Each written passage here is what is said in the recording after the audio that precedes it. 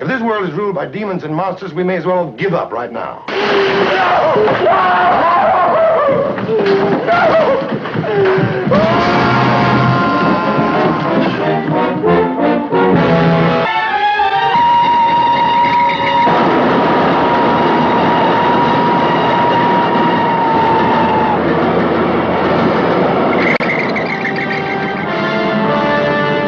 Hi, this is Juniversa.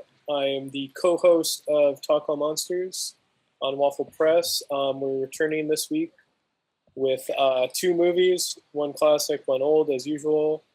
We have Night of the Demon. Some call it Curse of the Demon, depending on what country you're in. And we have Monster, which came out 2016.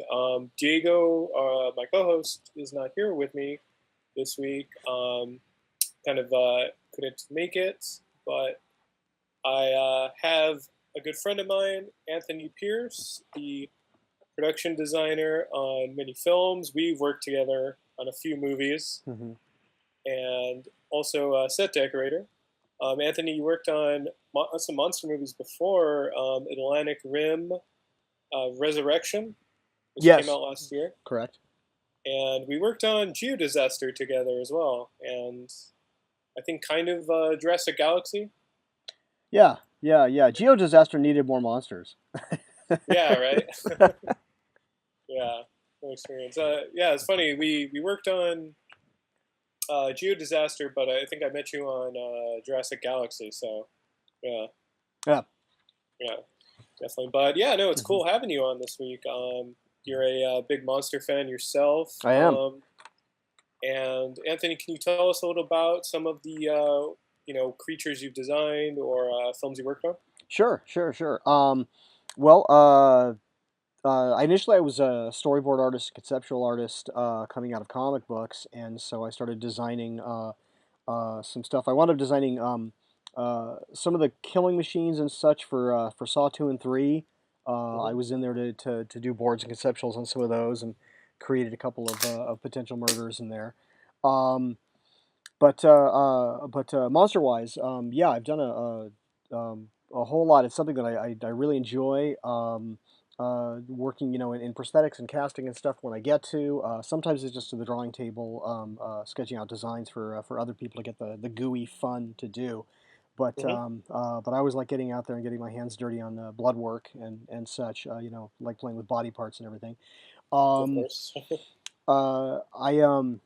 Let's see. Well, on the Atlantic Rim 2 or Resurrection, most of the monsters in that were CG. There were a couple of practical effects, but for that, it was mostly CG monsters, CG robots. I prefer getting out there and doing practical aliens and stuff like that. Probably one of the ones that was the most fun and the one that I'm the most excited about right now is we did well, I'll back it up.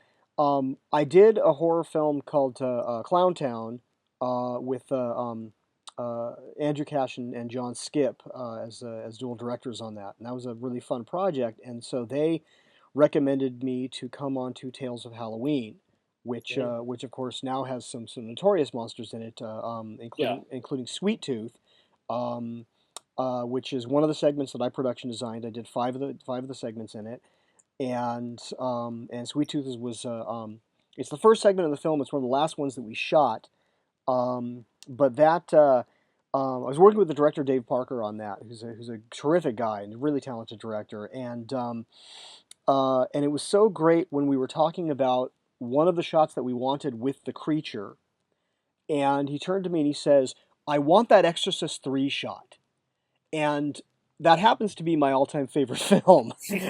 So I knew immediately what shot he was talking about without any more conversation. It was the shot in the hallway where the killer essentially appears to walk through a solid door. And it's a brilliant shot that is entirely achieved by camera angle and just a touch of sound. And yet the illusion is so complete, and it's a terrifying moment.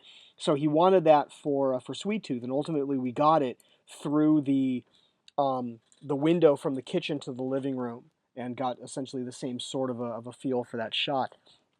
But for that creature, I designed and created for anyone who remembers that film, the Carpenter bar, with the John Carpenter font from the openings of his films. Created the packaging and stuff for that, so we could drop that right into the front of camera to have the creature's claws reach out and grab that thing and pull it into the shadows. Just that little homage to John there. Um, Nice. but that's one of the things that I love is hiding little touches in there. A production designer that I worked with for a while and learned quite a bit from um, was the production designer on Big Ass Spider with Hmm. director Mike Mendez, who I also worked with on Tales of Halloween, and he had also done a film called Growl and was really starting to emerge as a prominent director in horror. Unfortunately, we lost him unexpectedly. His name was Scully or Scullythan Essex, and a really talented and sweet guy. But the man just knew his creatures, and so we bonded very quickly. Uh, sorry, there was a point to that I was going to. I kind of Oh lost no, my of way. course. But the point being is that I like sneaking in little homages, and so because Scully and I were so close, and it was just so tragic losing him when we still just needed time to explore our filmmaking passions.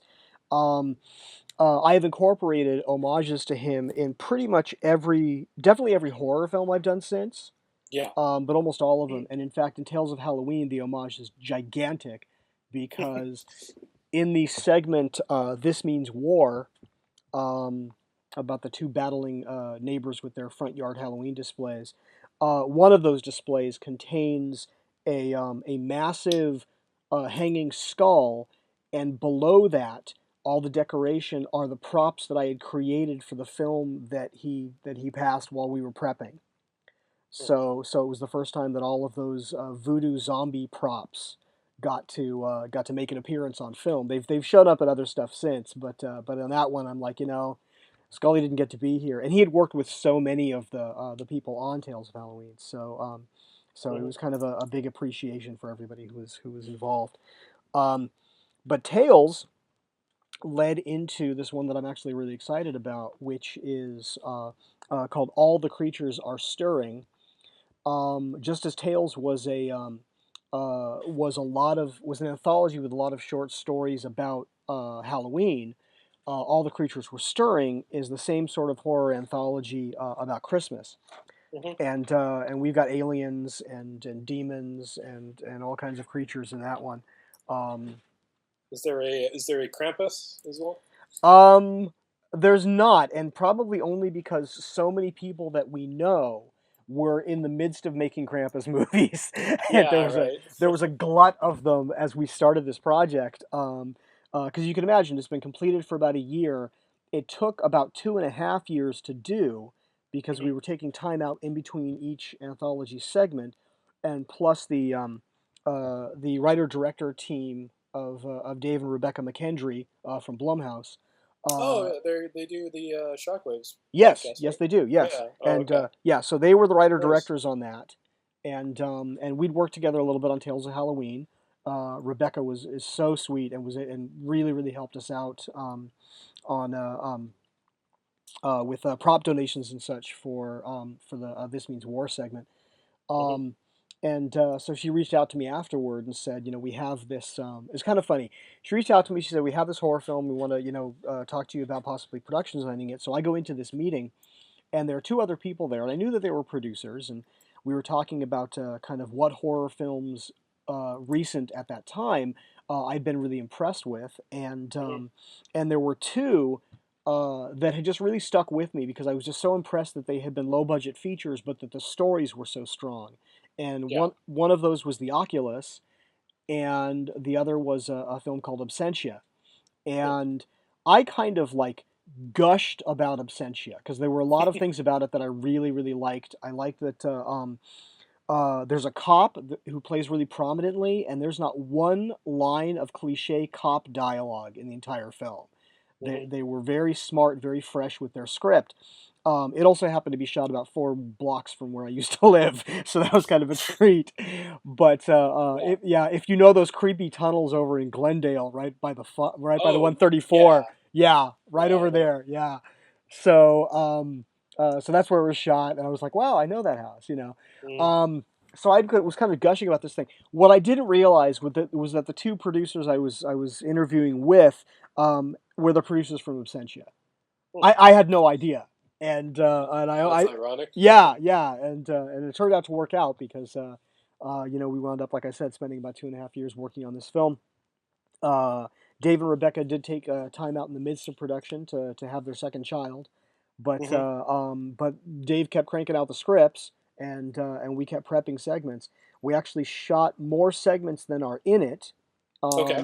because there was some stuff that just narratively, it started to come out a little bit too much comedy and not enough horror, Mhm. and so they changed things out a little bit to they pulled some segments that were a little more on the cute side, and replaced one with a terrific demon segment that I'm really that was really cool. And that one, the highlight of that for me was that I got to dress the van, that 70s kind of van from Ant-Man.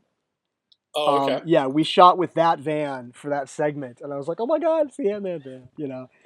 Um, but anyways, the reason I'm so excited about all the creatures were stirring is that it just got distribution, and so it's being Oh, released. congrats. Yeah, thank you. It's been touring festivals. It's been doing really well. With all of its screenings all around the country, and finally we got somebody to bite for distribution, and so it Hmm. comes out December 4th, and just in time to scare the crap out of everybody for Christmas. Very cool. Yeah, that's yeah. The Christmas horror film genre is quite booming. Like, Industry is booming. I actually just got a call. I did a kind of a monster movie. I just did Megalodon. oh, the Asylum movie. Yes, which Nice. which just screened to I guess it was like had the best numbers of the night that it screened. It was like Really? the Okay. biggest hit that night. Um, At a possible, sci-fi. yeah, and Nice. so it was received well. But on that, I was working with a line producer who just called me yesterday about coming on board another film, and his first question was, "Have you done any Christmas movies?" And I'm like, well, aside from spending 2.5 years in Christmas, yeah, I do probably 1 to 2 a year. Okay. Those are usually my summer films because most Christmas movies are shot in June, Right. so that they can be all edited and everything in time for a holiday release.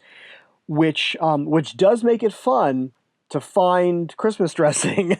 I mean, there's prop houses around. Green sets Yeah. is always great for trees and stuff, and plenty of prop houses that have things like that. But I have learned over the years to maintain a stock of seasonal wrapping paper and stuff like that because it just always comes That's into pretty play. smart Yeah. considering. Um, but yeah, so Christmas horrors are fun. In fact, just 2 nights ago, I rewatched the original Tales from the Crypt, which is still to this day my favorite Christmas movie. There's a new one recently, right? Oh yeah, and of course the series and stuff. But Oh, yeah, but I'm a fan of the old 70s one, 72 I think it was, oh, and yeah, and I remember actually seeing it in the theater as a kid, yeah. and it scared the crap out of me because I was what was I like 6 or 7 or something at the time. I'm like I shouldn't have been there, but I owe a debt to my sister Hmm. because while we didn't grow up particularly close, we're very close now. But when we didn't grow up particularly close because we were different ages, different friends, all of that, when she had to babysit me, she would take me to the local theater because she'd go on dates. So I saw What's the Matter with Helen and Don't Go in the House and Psycho and Psycho 2 and just all these films that as a young child, I probably shouldn't have been watching. But but I'll tell you, like the first the first time that like my dad got me an alarm clock so that I could get up for school in the morning, Mhm. I laughed because I'm like, this isn't for getting up for school. This is because Beast from 20,000 Fathoms is playing on Channel 5 at 2:35 in the morning, and this is how I'm going to get up to watch it. Yeah, on was it like on like KBC or something? Yeah. I was Yeah, living in San Diego, but I tap into all the LA channels because they had the best stuff late night. yeah, nice. Yes, that was we usually sometimes we ask this question to people, but what was your first monster movie that you can remember watching? Um, well, I just recently revisited one that kind of might be tied for my first monster movie. They're very, very close. I just rewatched with Dirk Benedict, Hmm. where he is turned into a snake in the process of the film. But I think that just beating that out was probably Humanoids from the Deep. I have Uh, not seen that one actually. I was again a film I shouldn't have been watching at that age because it's nothing but breasts. But Okay. but I remember it fondly. and, Yeah, it seems pretty memorable. Humanoids from the Deep. Well, it's all about creatures. It had a. This is I think something that I liked about it. Even then was that it had kind of like an eco awareness kind of a theme to it. It was very much about like the pollution in the ocean was creating this humanoid monster race from beneath the waves, and they were coming up onto shore to mate with women, which I'm sure was big in the pitch. You Hmm. know? Yeah, Yeah. But exactly. yeah, I remember the film fondly, and again, that's another one that I revisited recently, just because they're so good. But lately, I've been gorging on Shudder, so I'm watching all. Oh, I just got that service. I'm trying it out for like a month and see. It's I'm loving it. Yeah, yeah, it's great. Yeah, there's movies I haven't seen that I am seen because of that streaming service. yeah, and it's got a great variety. A lot of good older stuff. I was surprised to see there. I'm constantly pleasantly surprised with it, and then it's got the stuff like the Joe Bob Briggs is really fun because I remember when he had his first show and his second show. Hmm. So it's nice that now he's got his third show on Shutter, and he's getting to do the same kind of a spiel, and it's great because he's kind of like a cross between like Elvira or Hmm. MST3K. I was Um, gonna say like Spanguli or something. yeah, where he gets to have this sort of comedic insight about these films and stuff, and you joke about how bad some of them are, but at the same time when I was a kid on Sunday mornings they would have like 2 or 3 hours of like Popeye cartoons and other cartoons along with them, and the host of that show was a cartoonist named Tom Hatton, and Hmm. he would draw like ridiculous stuff like he'd get a squiggle in the mail and he'd turn it into this great illustration and stuff, but the whole time he was drawing he'd be talking about the behind the scenes of how these cartoons were made and who the artists Hmm. were, and there was so much actual information and nostalgia, which has become my passion. As much as I love film, I'm so much more interested in the world of film, in the people involved and the lives and the great stories behind how it's all come to happen. And and so I love the content, but but that's always become my passion. And I think Tom had a lot to do with that. I bring it up because Joe Bob Briggs is the same way, where he gives you a lot of behind the scenes stuff, a lot of that, sort of a BTS nostalgia that that you wouldn't otherwise know, and it might not be lurking on a Wikipedia page. Oh, of course, yeah. Yeah. Just like it's a little off tangent, but the host of like all those like late night shows are just they make the some of the films worth watching as well. So Oh, I'm absolutely, glad yeah, that, yeah, I'm glad they're bringing back that kind of trope to late night, I guess. yeah, Yeah, yeah. but cool. We'll definitely check out the film Hmm. uh, when it gets distribution. I hope to see it. Maybe we could have you back on. Yeah, absolutely. Let's talk about it. But cool. Let's get right into it. for Night of the Demon, a little history lesson. I'll just say before we start conversing about it. It was directed by Jacques Tourneur, who also did Cat People. Mm-hmm. And if listeners haven't seen that, they definitely should, because that's a very cool noir sort of horror film, I would say. Oh yeah, Of the definitely. 30s. Yeah. Definitely. Yeah, I love the original Cat People. Mm-hmm. And this movie played on a double bill with the Hammer horror film Tomb of Frankenstein. Mm. And one last fact here is Ray Harryhausen was contracted to create the effects scene with the demon, but he was already committed to the Seventh Voyage of Sinbad. So in some parallel reality, there's a Ray Harryhausen Night of the Demon out there. I would love to see that because right. Because while the demon is respectable, for being a 1957 creature, definitely just the detail that Ray would have gone into, I think would have made a different experience, and I would have loved to have seen that. Oh, of course, yeah. Yeah. I'm sure he would have knocked it out of the park. Yeah.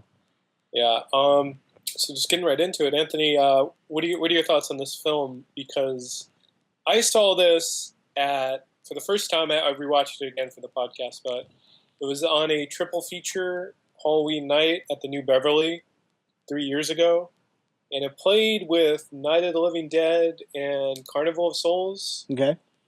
And I really didn't see the connection between all three of those films. I was thinking that. Yeah, it was like an all night horror special, I think it was called, and it was they usually do that every year. They're doing renovations this year, so I don't think we'll see another one till next year. But I don't know. It was a long day, and I kind of went to sleep, I think, during Night of the Demon when I first saw it. And rewatching it, I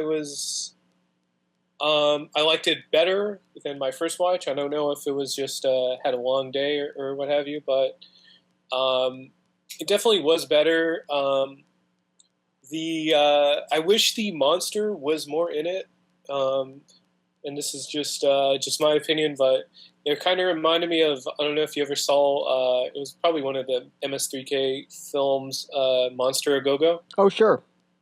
Where they don't show the monster at all during the movie. Yeah. But, yeah, what are your thoughts? Do you think it benefits from not showing this? Well, it's funny that you bring that up about the amount that the demon is in it, because I know that was a big point of contention amongst the film's creators, that the director and the writer wanted to reveal the demon much later, and the producer was adamant that we see it essentially in the opening scene. Yeah. And I, at the end of the day, I don't know that it hurt it to see it early. I think that it might have benefited from a little more mystery. Right. But I was very impressed with this film. That there was, in terms of practical magical lore, in terms of applying science to mysticism, in terms of applying psychology, and psychology of belief, and questioning, what is supernatural and what is illusion and such. I think that it went to great lengths to explore all of that, to embrace the potential of the supernatural, but at the same time contrasting it with pragmatism. And I honestly don't think that I've seen a project that went that far, to that degree, another project like since Exorcist. I mean, really, if you've read the original book by William Blatty, I know they explore it quite a bit in the film, but the book especially, they exhaust every possible practical alternative before turning to the concept of the supernatural. Right. It's just nerves. Yeah. Yeah. And it was something that I really respected about The Exorcist, and it's something that I really enjoyed in Night of the Demon. So I don't know that I mean, it's got the extra scene in there where he thinks where he's attacked by a demon, and then the lights come up, and there's a cat in the room, and and the explanation is, oh, it was the cat. He's like, it wasn't the cat, it was a demon. Right. Yeah, but so we get those little tastes of demons and monsters and stuff without it being the big one, which the effects were done well on. I mean, it's not. Yeah, I do enjoy the look of the monster. Mm-hmm. The design of him is, I think, again, like you said, for the 50s, I think that's pretty darn good, Mm-hmm. especially considering the budget they had. Yeah. And I mean, if you're looking at it and if you know how effects are done, it's pretty easy to see. Well, first off, that creature had to have been fairly large. I mean, what they constructed, I'm thinking that they worked almost maybe a 1-to-1 scale with the intention of the size of this beast, because if you look at the legs and you look carefully, it's clear that the creature is mounted and that the wheels Right. are propelling the leg motions. And it wasn't and again, not a bad design. I know that I was working on a design a few years ago for a Chupacabra film, and the director and I were talking about how to achieve the look of this creature, and I did one draft that had kind of a muzzle and teeth sort of animal kind of a face, and he came back with the perfect response, which was, as soon as you get into something like that, you're talking about an awful lot of muscles moving. And and that becomes a very complex and expensive endeavor. And I think that we see a good example of that in the Demon, in Night of the Demon, that that it does have that type of a muzzle, and ultimately, I think if there's anything in the design of the Demon that hurts its credibility a little bit, it's the stiffness of that. But that's incredibly hard to achieve, and especially on a budget. Yeah, I know. Considering 1957. Yeah, but the mount is fairly noticeable. I wish they didn't use that wide shot, but no, how the face looks. It's just it has kind of a I would say like a werewolf looking design, and that's pretty cool. Yeah, you don't see too many monsters with such a ferocious muzzle and hairy as well. Yeah. In some sense, it was almost. I mean, it was 57, and yet it was almost akin to Rick Baker's work on American Werewolf. Mm-hmm. And maybe I don't know if Rick Baker ever talked about the design for American Werewolf in London. Do you think that was maybe partially inspired? I could see that. I mean, certainly, Rick's work is more advanced, but I can't fault the designer on the execution of this creature, given the time and their resources. You have to figure, that that a lot of the methods that we use for animatronics, we don't, we're not at all available, didn't exist in any form, and so I have to assume that. It looks like a lot of what's achieved. I mean, Rick uses this a lot. You see this in a lot of the not so much somewhat in the facial transformations in American Werewolf, but definitely in the back and in the hands and stuff. Is the air bladder technique? Can you elaborate on that? Yeah, sure.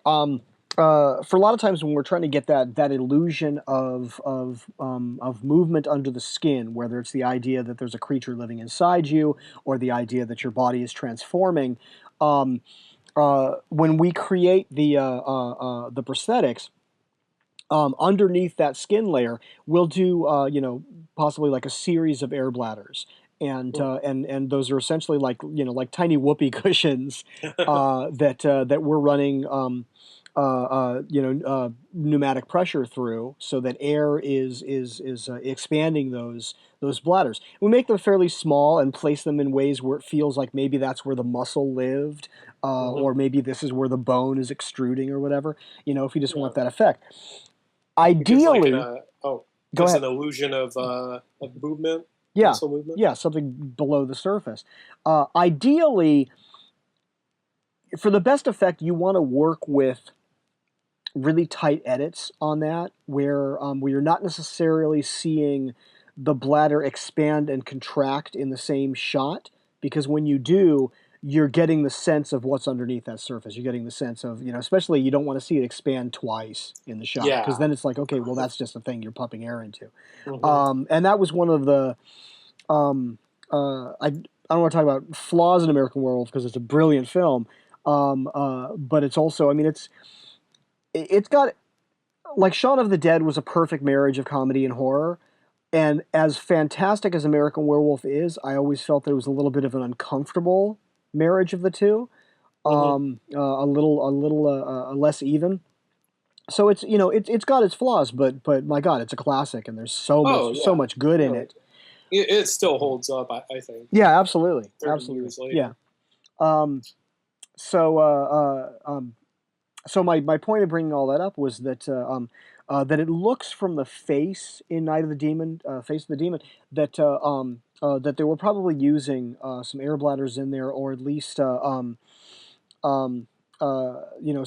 pneumatic pressure, and probably just like gears and lever kind of a get up. That Yeah. Yeah, some fairly simple construction. You want to see really great use of pneumatics. Look at and here's a film that really holds up over time is John Carpenter's The Thing. Mhm. Especially the segment in the dog kennel with that transformation. There's a lot of air work in there. I mean, that's how they got all those tendrils flying all over the place and such. Is that's all pneumatic pressure. Um, I've worked with pneumatic pressure units quite a bit. I built sharks for Discovery Channel for them to be able to reenact attacks that had actually happened. We were shooting a bunch of true attacks that happened off of the Mhm. California and Baja Mexico coastline, and since we're recreating actual attacks, well, you can't use a real shark for that and actors. So we had to build two great white sharks and two bull sharks, Mhm. and operate those in the water. And because, as we all learned from Bruce, the shark in Jaws, The yeah, infamous Bruce. yes, and we visited Bruce, the remains of Bruce, Mhm. and a couple other versions of Jaws and stuff. We stopped by a few yards and checked out some of those as we were studying how we wanted to execute our builds. And as we learned from Bruce, mechanics and water do not mix, and so Mhm. everything for our sharks was all operated pneumatically. They were all hoses coming down um, up into the underbelly and into the chassis that we built, Mhm. which was all segmented and with a Lexan spine so that the shark could move naturally. And I'll tell you, one of the proudest moments I've ever had was the first time our great white was named Carrie, and our bull shark was named Luke, and Mhm. um, and which most people think is a Star Wars reference, but it's actually a reference to the Latin terms for those two breeds. But the first time that we put Carrie in an Olympic-sized swimming pool, pumped air through her, and she self-motivated. She swam. Oh. That was like Mhm. watching your baby take its first steps. That was amazing. Oh, I could. Yeah, I could. I Yeah, would. Yeah, the creature designer equivalent of that. yeah, Nice. yeah. Yeah. Um, Go ahead. And I was just going to add, again, we keep going back to the probably the push rig that it had, Uh-huh. Yeah. and I could imagine like a couple of PAs Yeah, that yeah. they had probably in the 50s, like Hmm. the director yelling at them to pull it back and then push it and then get off of screen and hide and Yeah, I between takes. That's just I yeah. just think that would have been the funniest thing. No, I kind of Yeah. had the same impression about the way that it was working, and I pictured something similar. I pictured uh I kept hearing in my head the squeak of the Trojan bunny in Holy Grail. You know, it was I kept imagining those wheels. You know, but the one thing that I do have to really commend them on in terms of the effect of the demon was the superimposition of the smoke effect. Mm-hmm. I thought when they reversed it for the smoke to like disappear into nothing, and when they just like disappear into like a vacuum in the sky, when they ran it to really flank and frame the demon's manifestations and stuff, they made some really really smart effects or choices, I should say, smart choices with those smoke effects. And that was a very interesting effect that added, that added to the look of that monster and the kind of its personality as well. Yeah, it kind of made me think of Nightcrawler from the X-Men, and how the how that Banff smoke that appears is explained as being part of the atmosphere of the dimension that he's crossing through, escaping when that portal opens. Mm-hmm. And I kind of got that same sense that that the smoke was kind of seeping in because this gateway was being opened, which is what I think makes it maybe not so logical but supernaturally creepy that the smoke actually recedes with it as well. Oh yeah, of course, yeah. It's like, 'cause why should the physics of that dimension work the same as ours? Yeah, definitely. Yeah. But anything else to be said for Night of the Demon before we move on, I think? The only thing I'll say is that I'm going to go back and watch it again, and probably repeatedly, because I mean, I'd seen it years and years ago, but I really enjoyed revisiting it, and my own magical practices and studies are so much more advanced now than they were when I first saw the film, that there are new levels that I can appreciate it on. And honestly, in some respects, I mean, when I first saw The Ninth Gate, I loved it because for two reasons. One was, I'm like, you know what? I've always loved that idea of the story that would surround a magical tome. The power in this book, and the struggles around it and the content of it. And I always wanted that story to be told, and it was a script that I considered writing, but I never found my story. So I was so happy that someone had done it, and on top of that, so happy that it had been one of my favorite directors who achieved it, and achieved it well. And I bring that up because this is in many ways a similar story. I mean, the Night of the Demon really does revolve to a great degree around arcane texts and these books and parchments and things that have power, and they have power not only on a supernatural basis, but they have power in terms of the psychological impact that they have on the people who believe in that power, real or not. And I enjoyed the there's one scene where he goes to that little hut out in the village, and everyone there is kind of simple country folk who absolutely believe in this horror and in the power, and they're terrified to even have him there. And it's that same kind of mass hysteria sort of a thing as we saw once again American Werewolf in London, as we saw in the pub. So I liked that was a nice touch. I feel in many ways that the film was way way way ahead of its time, and I'll go back to explore it some more. Oh yeah, of course. It has a great gothic horror imagery to it. Mm-hmm. All the occult elements of it are, just surprisingly good for the 50s. I'll commit it for that, even though I fell asleep watching it. I did as well the first time revisiting it. Just because I lead a crazy hectic lifestyle and I fall asleep during everything, but but I was inspired not just because of the podcast, but to go back, and I kept working my way through, because I was so engrossed every time I sat down, and then it was like, God, I'm being pulled away, and so I really want to go back and just immerse myself and experience the whole thing in one shot. Yeah. So that ends our segment on Night of the Demon, and the double bill here is with a movie that came out 2 years ago. It's called The Monster. It's streaming on Amazon Prime right now, so if you want to see it, you could see it through there. And it was directed by Brian Bertino, who did the Strangers, as I was looking him up, and I believe he did the Strangers Pray at Night as well. But the Monster, I didn't see this. I didn't see this originally when it came out, probably because it came out 3 days after the election. Oh, okay. November 11th. So I think everything was a black hole at that point. Sure.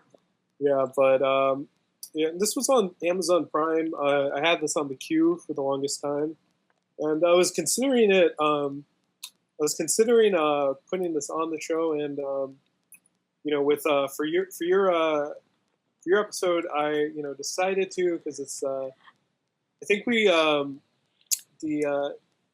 this is very close to I would say a little bit like Night of the Demon, where it's it's one monster. It's a monster that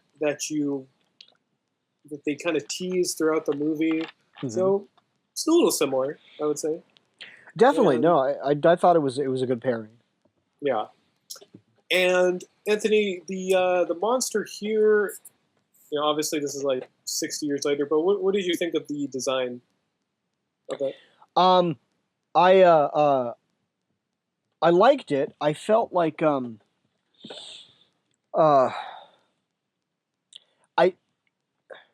looking at it, I felt like there was opportunity with the head more than anything.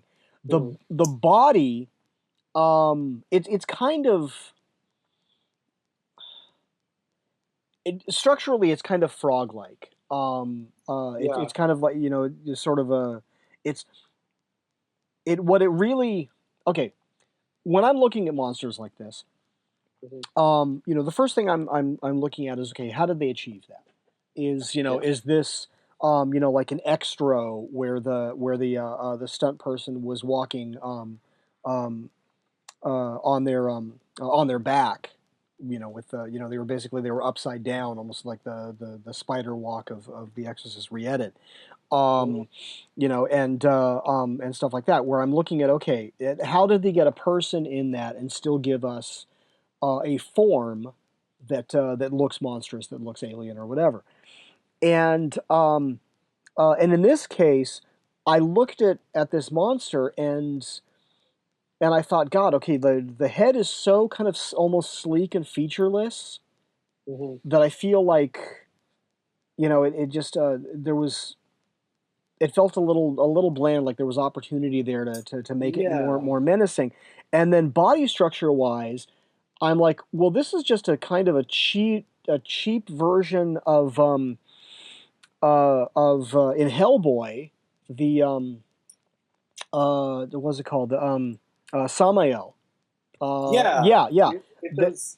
In terms of some elements of that design. It does, because it's the hunched over form. It's clear that there are arm stilts extending the arms to give it this sort of a monstrous look. But ultimately, I'm looking at the structure and I'm going, okay, this has been done and it's been done better. And and so like I said, there was opportunity there. I don't think that the monster is bad, but I do think that it definitely could have been improved on. Yeah, it's an honest critique of it. I kind of felt it reminded me of two things. It reminded me of the Predator dogs. Yeah. Predators in its body and its structure, but also its face reminded me of Venom. I don't know if you could see that resemblance. Oh, sure. Yeah. And a lot of that, I think, goes back to the fact that it was a little too sleek, and just with the the eye placement and the kind of just featurelessness of the face, you kind of do go back to something like Venom, where it's like, okay, it's a big mouth and it's eyes, and there's not a whole lot else going on. And in fact, when I'm designing a creature, I'm really looking at the story, the narrative, and because ultimately, and I hope everyone listening knows this, Mhm. um, uh, that no matter what we create, whether it's a script or a film set or a creature or a prop or whatever, it is all about the story. Because if it's not that thing, then why isn't it something else? If it's not a story because you're in a cave, then why aren't you in a spaceship? It's your rationale always has to stem from the narrative, and with that in mind, the fact that light sensitivity is a plot point in Monster, Mhm. I feel uh, like the creature design didn't support that. Yeah, like why is it afraid of the dark? Is it, or excuse Yeah, me, why is it afraid of fire or bright of lights? Is bright it lights. like Yeah, a cave dweller yeah. I mean, sort we of? have Yeah, we have no we have no sense of history or origin to the creature, which is fine. You don't always need yeah. that, but You don't need that. yeah, but for it to we should have seen. First off, it should have had maybe larger eyes Mhm. to give us that sense of that it's okay. Well, if it's gonna if it's a creature that attacks in the dark, and it's got these these big eyes, and maybe it lives in caves or whatever and stuff. Yeah, it's going to be photosensitive, and so so a design that would reflect that and lend to to the credibility of why a flashlight would drive this thing away. Um, I think a lot of that could have should have been taken into account better in the design, and because ultimately it would have served the story. It would have helped us to make a connection about understanding the creature more and making the connection that, oh, it's the flashlight. Because honestly, if I hadn't read a synopsis before, it would have taken me a while maybe to make that connection because it wasn't that strongly placed. Mhm. Yeah, it's just, yeah, that was just one of the things that, oh yeah, also just bugged me about the movie. And Mhm. yeah, I just wish they could have it could have been like some sort of quick thing where it's just you see it emerging from, Mhm. I don't know, a cave or something like that that would have supported its weakness and everything. Sure, yeah. I think a little bit of something that would help there would not have gone amiss. I don't think that the film necessarily suffered without it, but it was a missed opportunity to strengthen it. Yeah, no, of Yeah. course. And Um, the movie itself, I felt it. I think it was I would give it like a 3 stars. It was a decent watch. hmm I appreciated the character stuff. hmm Excuse me, the characters in the movie. It's a monster movie, but it's like it seems like a bit of a allegory, I guess, for I guess like people could be monsters as well. Sure. Yeah. The mom's abusive, and it. hmm You see it from the girl's perspective. What were your thoughts on the film? Well, when it comes to the characters, and I'm glad that you bring that up because I do think that and correct me if I'm wrong if you recall, but I think at one point the daughter calls the mom a monster. I think that she says that you're a Hmm. monster, and uh, and I agree with that assessment that I love that we open the film with this animosity between mother and daughter. I mean they're screaming at each other and all of these conflicts between them are absolutely relatable. It doesn't feel that anything that's contrived, like, oh, how do we sell this in a scene? No, Mhm. this is a genuine interaction that people have, and so I like that there was a believability to this relationship, and it's a relationship that we haven't seen a million times. I think in that respect, it was very fresh. Yeah, of course, like a mother-daughter sort of story is hardly, I don't think, seen in monster movies or horror. Well, So yeah. yeah, but I think especially um, a mother and daughter who are so at odds. I mean, this is a young girl, Hmm. and I do think, first off, both performances were fantastic. Um, uh, the girl especially, I think, uh, they both had to show a range of emotions. Both characters had an extensive arc, and I thought that they pulled those off. If I had any issue with any of the character development, it was just that uh, you know how in horror films we are frequently frustrated with characters because they make stupid decisions Of or the, you course, know yeah. and that kind of thing, and often they're those stupid decisions are plot convenient.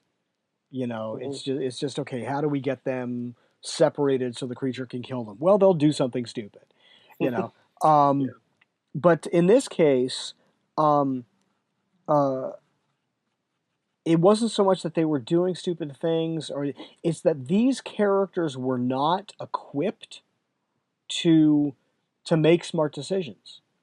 Hmm. They weren't, they were still um, so wrapped in their own drama, and ultimately, I it was frustrating for me, but at the same time, I really respected that they didn't suddenly like snap into a functional unit because survival was on the line. That they continued to struggle with their communication and continued Hmm. to struggle with their trust of each other, and that didn't suddenly, like, oh my god, there's a monster here, so we're gonna be, we're gonna be tight and we're gonna love each other and all that. That came to some degree, but I liked that they continued to be dysfunctional because they were dysfunctional people. Yeah, they they don't instantly snap out of it. They're just they're still pretty strained as they're going through this crisis, and that's very evident of probably how maybe most people would be as well. Sure, yeah, yeah. And while it's frustrating as a viewer, at the same time, it was I really appreciated that I wasn't seeing the same movie that I've seen a million times. Yeah, Yeah. but yeah, I think it was it was decently done. And as a whole, been performances were showing. I just wish the monster elements would have just been a little bit stronger. Yeah, if you're going to name your movie after the monster, it really should it really should hold up. Um, I do know that they changed the title, and I think, God, what was it? Oh, Um, it was called They Are Monsters. there are monsters, which I actually like better. Yeah, Um, I, considering it's a better title. it is. I think they should have stuck with that.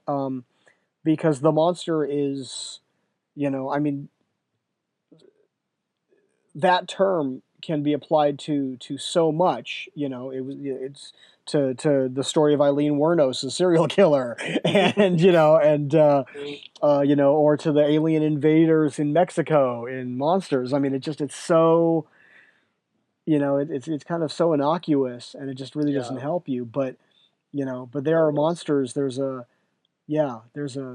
something to that. You're right. Some producer must have said something, and then that caused everyone to change something. Who knows? Yeah, yeah. We'll blame the bad choices on producers. Yeah, Yeah, of course. it's a safe bet. Yeah, exactly. We're gonna working in movies and so Yeah. on. But anything else to say about this film? I think I compressed my thoughts about it. Yeah, I know. I think that's uh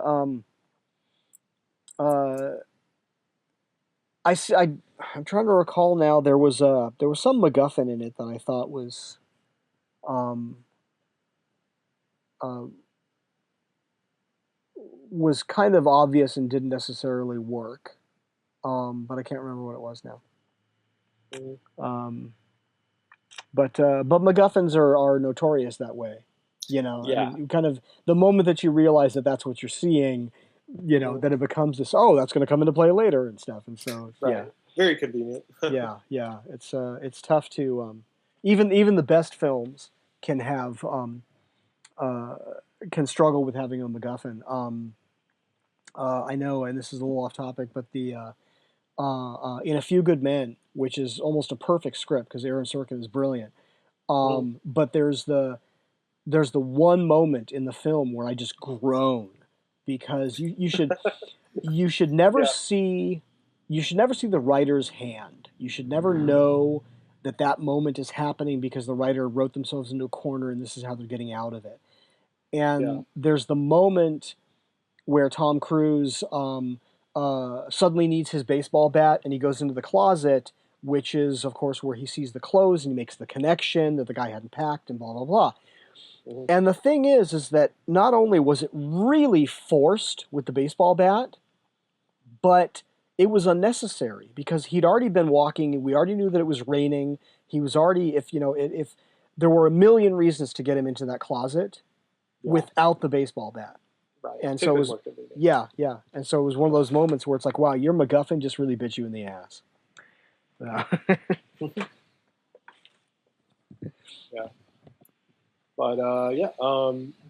if I'll maybe watch it again and I'll look for the MacGuffin. Yeah, it's some. I feel like it's some like memorabilia with the daughter or something. But yeah. Cool. But that was it was a for a monster film made on an A24 budget. I think they did a good job. But Anthony, this brings us down to final moments here on the show. Okay. Thank you so much for joining us. Of course. I really appreciate it. Thank you for having me. Yeah, no, of course. It's always, we ended up working on so many projects. It's always cool talking with you, conversing. Likewise. All that. Yeah, it's like a regular conversation. Yeah, we need to catch up on.